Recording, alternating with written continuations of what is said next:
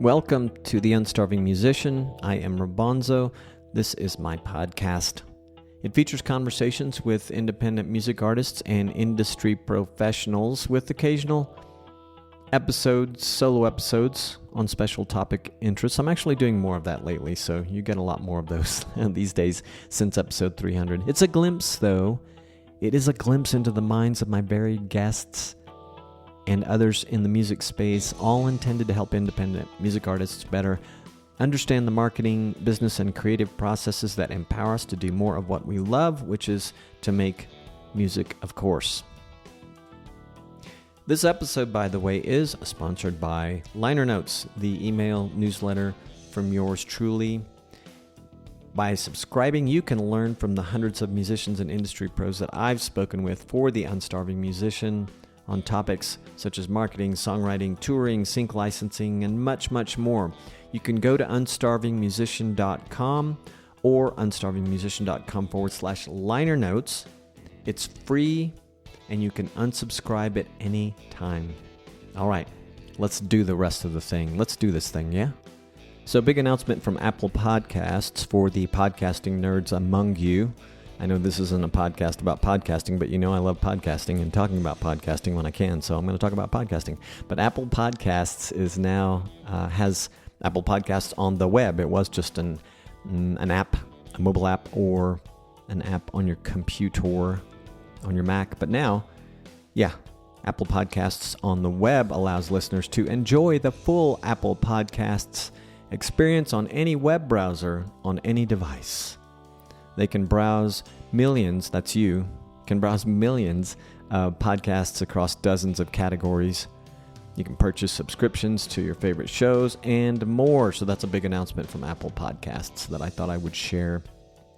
So for those of you that listen to this on YouTube or have been dying to listen to it, maybe doing it for the first time because you just don't do podcasts. So if browsers are kind of easy. So, there's a way to do it. I also wanted to talk just for a moment about, before we get into the meat of today's episode, about an album I just discovered. It did release this year, and it's Mind Games, the Ultimate Collection. That's Mind Games based on John Lennon's chart-placing, I don't want to say chart-topping, but big chart-placing album Mind Games, which is really one of my favorites of his, and mostly because of that one track, Mind Games. But there are some other tracks on there that are good. So, this Ultimate Collection was produced by Sean Ono Lennon, his youngest son, who oversaw the production and creative direction. The Ultimate Collection is from the same audio team that worked on the critically acclaimed Imagine and John Lennon Plastic Ono Band Ultimate Collections, including triple Grammy Award-winning mixer engineer Paul Hicks, mixers engineer Sam Gannon, and mixer Rob Stevens. I didn't know any of those people. I do like the Imagine album, but I know who Sean Ono Lennon is for sure. He's kind of an interesting dude. And I just wanted to bring it up because I love this album. I first heard a super stripped down version of Mind Games. The album is sort of in 4 sections. So it's the Ultimate Collection, which are like these ultimate remixes, which sound great. And then there are these Elements mixes. I think they're called Elemental or Elements. Elemental, I believe. And they're super stripped down. Mind Games, in this case, has probably 3, maybe 4 instruments and his voice, which is amazing because the original track is kind of orchestral. And I love it. It gave me a great idea to do the song acoustically. So there's a tip for you musicians. If you're a big John Lennon fan, check that recording out because it's a great song that maybe you've never considered covering before. And then I forgot what they've called all these sections, but there's another section where they mixed in just a couple of instruments maybe, and I'm not kidding, it sounds in most cases like meditation music, which I think I learned John was into at the time. Sounds super cool. And then there's a section called Evolutions, I think, where you hear sort of conversations, and they've weaved, the short bit of that I've listened to is they weave in the earliest of recordings into later recordings, all in like a single track, so you feel like you're listening to a single session when you actually are hearing the evolution of the song. Really cool stuff. And again, for me, most of this revolves around this one-track Mind Games, which is just one of my favorite of his. But man, I think they're actually going to release something that is going to be meditation-based, and I am not surprised because I was driving around listening to some of these tracks with just the instruments only and just select instruments, and wow, it was something else. And then lastly, before we get into the episode, I wanted to tell you something exciting about Querétaro, my hometown now in Mexico. Fin del Mundo, an all-girl band, I hope they don't mind me saying that, from Argentina, are coming to Querétaro on September 21st, and they're going to be playing at Cervecería Hércules. Julieta Heredia from Fin del Mundo was on the podcast. I don't have the date in front of me. It was a while back. It was a fun conversation, and I'm going to put a link to that conversation in the show notes, which will also lead you to, I believe, a video of theirs, a live performance of theirs. I just happened to notice they were in Mexico City recently, which made me ping Julieta, and in our conversation, I found out they were coming to Querétaro because I was like, hey, any chance you guys can come here? I'll help make it happen if possible. And they already had a show booked, which is great. They have actual people working for them. They don't need some schmuck like me, podcaster, trying to get them a decent show. But I'm really excited to see them, and that's coming really soon. So there goes the evergreen facet of this episode. All right, so in this episode, I'm going to talk about, I'm going to dig deeper into the topic of touring, an area that I have been talking about a little bit lately. And if you're a subscriber to my Liner Notes newsletter, you saw some editions that were focused on touring. It's an area that I imagine some of you find both rewarding and challenging, or maddening, otherwise maddening. Maybe you've done it, maybe you've stopped, maybe you're doing it, maybe you're about to start doing it. Me, I'm not exactly a seasoned road warrior. When I wrote the Liner Notes edition newsletter that was related to this topic, I had stated in there that I was only earlier this year on my first little mini tour here in Mexico. In that case, I was actually an organizer too, which I bet, well, I'm sure that a lot of you do organize these for yourself. This was organizing for a visiting musician from the United States, Johnny Bergen, who, if you've listened to this podcast before, you've heard me talk to and about, because we play together occasionally, which I met him through the podcast. We met through a mutual friend, we believe, George Brando, in California, connected us, I think. We think. We couldn't even remember, but anyway, I realized in rereading my notes that I had done a little, another mini tour like decades ago in Dallas, well, actually Texas, Louisiana, Oklahoma. And so that's my limited experience. But because, you know, I'm always looking to dig up some good things for you. So that's why I'm talking about this today. And that's my mission, right? To bring these kind of things up for you, and hopefully something valuable that you didn't already know or that you can apply to things you're already doing. So whether you're planning, you know, your first mini tour, or looking to like level up your existing tour game, I've got a metric shit ton of tips and strategies to share with you here in this episode. And because it's a dense topic, I have included a list of recommended reading where you can find more in-depth coverage, and which brings me to a major shout out I want to make to one of those articles that will be in the recommended reading list, and it comes from indieonthemove.com. It was by a guest writer named Hudson Moore, who is a musician, and it was for a 2-part series on tips for a successful tour, and it was originally posted apparently in digitaltourbus.com, so I guess a shout out to those guys too. But it's a great pair of articles, and there'll be a link to those in the show notes. And then also, I'm going to provide a condensed tour guide that you can actually download for free, and there will be a link in the show notes, obviously, and something that I hope you'll be able to use that just kind of has it all in writing as reminders. And soon I'll come up with a more in-depth version of that. So if you download the free one, you'll definitely get notified about the more dense one that I'm still working on. So the guide provides you, the touring guide that I'm talking about provides you with essential tips and like strategies for planning and executing successful tours. So again, whether you're embarking on the first mini tour or looking to enhance what you've got going on, they'll help you navigate the challenges and maximize the rewards of life on the road. Yeah, that said, you are always welcome and encouraged to ping me with questions or feedback. I love hearing from you. I really do. So I've heard many other podcasters say, when you send me a note, I'm reminded I'm not speaking to a vacuum. All right, so touring. So number one, plan your tour strategically.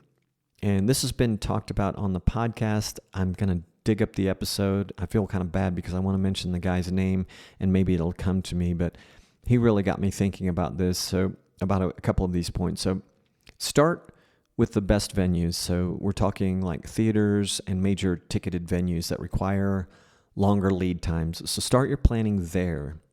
And then the next tier is probably going to be planning house concerts around those other shows I just mentioned, which are kind of your anchor shows. Then you'll fill in dates with higher paying venues that need less advanced booking.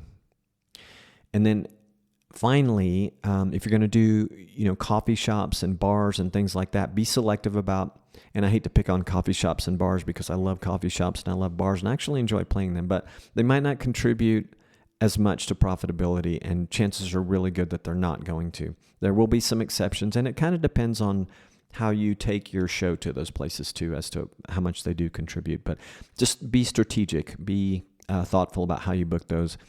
Create a balanced tour schedule, mixing in different types of venues. That'll be kind of for your own sanity, but also for catching different types of fans. And then be sure to leverage venue relationships for repeat bookings and recommendations. So schmoozing, right? Okay, number 2, you want to promote your tour well in advance on social media and with social media advertising if you know what you're doing. Because you may not have heard, or you maybe already know, you can blow through a lot of money really fast with social media advertising. And for the sake of keeping this as evergreen as possible, I was going to mention all the different platforms and where their relevance is. So I'm going to put that in the downloadable guide, but some of these are going to be here today, gone tomorrow, as hard as it might be to believe. And hopefully you haven't hinged your entire music career on one of them blah, blah, blah. Hopefully you aren't hinging your entire career or web presence on one social platform, because it'll happen. Something will happen, or is likely to. So what I do want to impress upon you is that different social networks are relevant for different demographics. So give that some thought. Think about who your demographic is, or what demographics you want to start tapping into or experimenting with tapping into. Some are great for younger audiences and viral potential. Some of them target music-related content viewers. Some will allow you to promote tour dates to your listeners, and there specifically, that includes some of the streaming services, the streaming music streaming services. So that's kind of an important thing to remember. Some are useful for real-time engagement and last-minute pushes. Some of the social networks are. And then there are some musician or touring-specific social sites that reach active concert goers. You want to think about that. There's one prominent network right now that's a great consideration for jazz, classical, or professional audiences, meaning the working stiffs. And then again, there are some that are really effective for younger audiences, especially with location filters. So that's a lot of stuff to really think about, and it's such a moving target. So if I talked about how all those things are currently relevant to specific social sites, social networks, it can change in a month's time easily. So again, in the downloadable guide, that will be updated periodically. You can see the social media network specifics on all those things there. Now, you have to maintain an active online presence when you're doing this. So that means posting regular content like behind the scenes stuff, teasers, fan interactions, and then responding promptly to comments and messages. I'm pretty good at that. The first one I mentioned is my challenge, but I'm getting better at that too. And then use platform-specific features. You know that some of them these days rely on stories or like live streams, challenges, polls, things like that. So just sort of stay on top, talk to your friends, talk to your peers about what's working for them, and think about those specific features. And collaborate with other artists or influencers. So there might be artists that are local to a town you're visiting that you could do some collaborative posting with, maybe some live things. Same thing with influencers. So you might have somebody, if I was going to play in Fort Worth, Texas or something, there might be some influencer who's really big on what there is to do in Fort Worth on a given weekend or a given night of the week. And maybe even more specific, like where you can see great live music.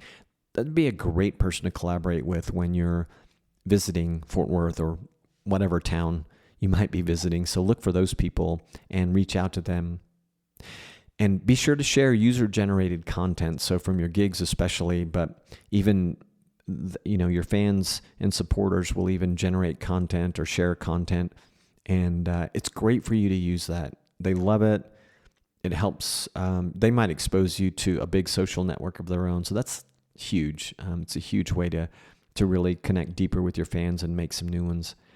And maintain a consistent posting schedule. Again, that's really important. All right. Number 3, brand your tour. So give your tour a name, perhaps based on your latest album or some theme. Could be based on your latest single or whatever you want, instead of just announcing a generic list of dates, right? So some current day examples are Taylor Swift's Eras Tour or Coldplay's Music of the Spheres World Tour. Some really older ones, I just always have to mention the Rolling Stones. They had the Some Girls Tour. So yeah, branding it will make it a little more exciting, right? And along with releasing new music, if you've got that going on, and like new imaging for the brand of the tour, new merch, naming your tour will give your fans another exciting reason to come and see your shows. So that's a big one. Update your set list between cities. I remember when I was a kid, speaking of the Rolling Stones, that they did this. I went and saw the first time I saw them many years ago. They played two dates in a row at an outdoor stadium, and I went to both shows. And in the newspaper, it had been said that there were some shows where they were playing this specific song and some shows they weren't. And I did go to both shows. I noticed they had 1 or 2 songs in the second show that weren't in the first. And they did play that infamous song. I think it was like Satisfaction or something. I don't know, which is probably one of my least favorite Stones songs, but it was something like that. Changing 2 to 4 songs between cities will help keep the shows unique, the experience unique, and can help generate a buzz like it did for the Rolling Stones, or like it does for Taylor Swift or bands like Coldplay, and keeps interest in your tour higher. And doing this means keeping a record of your set list so that you can prepare something a bit different each time you're in a city or even like in neighboring cities. And it gives your biggest fans a noticeable, rare experience that they're really going to love. So, okay, number 4, be sure to offer pre-sale ticket discounts for the ticketed venues. You need to negotiate with venues to allow pre-sale discounts, or you may need to negotiate. You may not at all, because they may be totally hip to doing this. But you want to encourage early ticket purchases. So your goal as a touring artist is to sell as many tickets as possible. And a pre-sale discount of $5 off or whatever will give your fans another reason to purchase their ticket in advance. And so a little pro tip is to always check the contract, the venue contract, the show contract before you book, to make sure that the pre-sale ticket price is lower than the day of the show price. If it's not, you can ask your booking agent to make that adjustment for you. If that booking agent is you, then yes, you know what you need to do. Number 5, create VIP packages. This is also something I've talked about on the podcast specifically. So offer exclusive experiences at the shows like meet and greets, private ones, early access, or signed merchandise for additional revenue. I had a whole liner notes edition on this, and I learned some really cool stuff in asking other musicians and just researching it. So I think this is a really, really good idea. And by the way, all this stuff takes a lot of time. So I think, planning your tour in advance. The other thing is you can apply this stuff to shows you're already doing. You might be just like a weekend warrior playing shows every weekend in your town or every week. You can apply, I guess, most of these things to your shows. So if you hear me say something that you're not doing now, start working it in. It'll help increase your revenue, your fan base, all the good things. Okay, do strategic giveaways. Things like using complimentary tickets to attract new fans. And you can collaborate with local influencers and businesses for promotions like this when you're on tour, or even if you're just doing local stuff in your town. So think about ways that you can do very strategic giveaways. Your fans will dig that.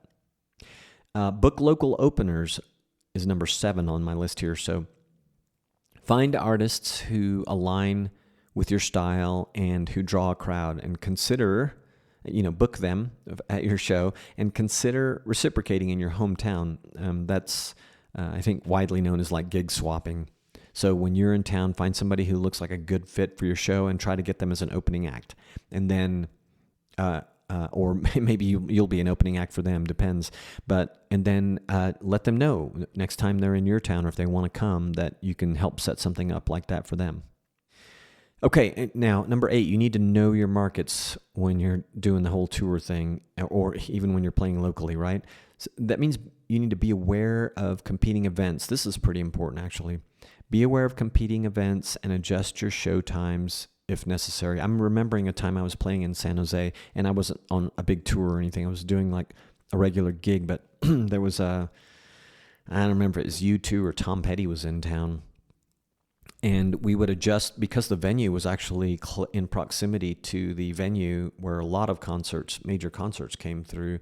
The smaller venue that I was playing at adjusted our performance schedule so that we could catch some of the outgoing traffic from that show. And sometimes it might be the inbound traffic, like people who are going to go have a drink on the way to the show, or a bite to eat on the way to the show. So think about adjusting your times accordingly, and more importantly, just being aware when those events are happening.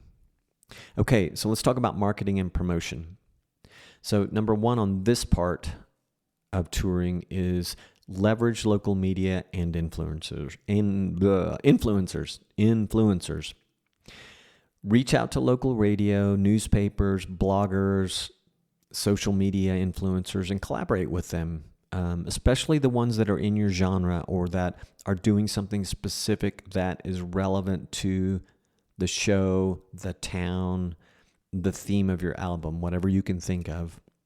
Now, in the department of marketing and promotion, you have got to do effective email marketing too. So that means you want to get a little advanced here, okay? So that means using geographical targeting. So you want to let people know when you're coming to their town. You don't need to let your entire list know that you're touring in Ohio, or you're going to pass through Ohio, or Cincinnati, or people in Arlington, Texas might not care. So, but definitely let those folks know when you're getting closer to them. And then implement drip campaigns. So this is just kind of writing some stuff up in advance and letting it drip out, so to speak, to the would-be attendees of your tour. And try to create scarcity, limited seating, one show only, whatever you can think of. You can also A/B or test your emails. This will often be just an A/B test of your subject line, if your list is big enough to do that, to find out which one does better for you, because one subject line may equal $500 more in ticket sales. So that's definitely the one you want to go with next time. So it's good to do do A/B testing as often as you can. And then be sure to share live performance clips in your email marketing. And I want to encourage you to consider using ConvertKit email for your email service provider, your email marketing service provider. They really love musicians. They love creators. And I can't say enough about it. As a podcaster and musician, they've really helped me grow my list too. They've got this great thing called the Creators Network, which it's out of the scope of this episode, but if you want to know more about it, you know where to find me. I will also put I'll put a couple of links in the show notes, and I'm actually going to make a note right now. So ConvertKit and ConvertKit Creator Network. And I'm not kidding when I say they helped me grow my list. They made they helped me make a big jump in the number of subscribers, and my open rate is still good. My unsubscribe rate is still very low. My engagement is good, so I'm giddy about that. By the way, I am a ConvertKit affiliate, so if you use a link that I put in the show notes, I'll get a small commission, but that won't cost you anything extra, and I thank you for your support. All right, number 3, utilize video content. So create geotagged content on some of the platforms that allow you to do that so that the right people will see it first, are especially likely to see it. And also know that as of this video, short form video, and this is sadly probably not going to change, but short form video users are 38% more likely to attend concerts. That's interesting. That's an interesting little stat.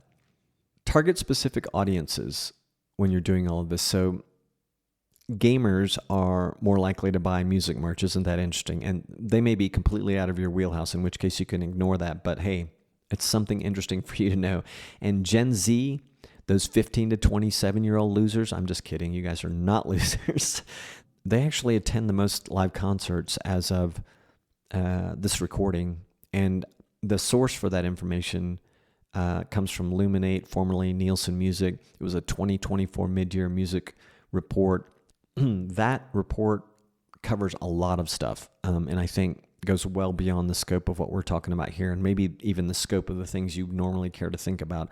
However, if you do want it, you know where to find me. And if you're a subscriber to Liner Notes, you have it already.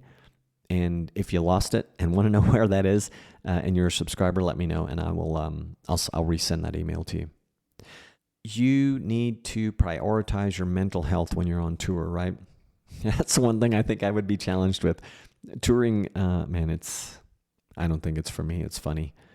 It's something you dream about when you're young, or I did. In my limited experience, I'm like, I don't think it's for me. Not doing it all the time. It's fun to do once in a while. But, do things like practice relaxation techniques, exercising, outdoors, journaling. By all means, look for support if you need it. Hell, you can even call me. All right. You need to think about, outside of that, you need to think about maximizing your merchandise sales. So some things you can do there are offer a varied line of merchandise and include tour-specific and limited edition items. I believe I've done a whole episode on merch, but we could go deeper. But just really pay some attention to it. Be prepared. Look at what's selling. Have some good signage. Have a strategy for being at the merch table when you're at your gigs. Just have a strategy for having your merch there and prominently, beautifully displayed. Get some help if you can, too. You also want to connect with fans. Go out of your way to connect with fans. Meet them after the shows. Take photos, sign autographs, and collect email addresses, please. I've been thinking a lot about, for those of you who, I don't know if it's that big I really don't think it's as big in the U.S., but if you're traveling outside the U.S., the rest of the world is pretty big on WhatsApp. I know the U.S. has coming around to it, but I've been thinking a lot about, I said I wasn't going to be social network specific, so let me back up a little bit. It doesn't have to be WhatsApp, but anything that is more along the lines of a messaging service, even if it's SMS, think about creating groups there. I think it's a good strategy to offer that and email.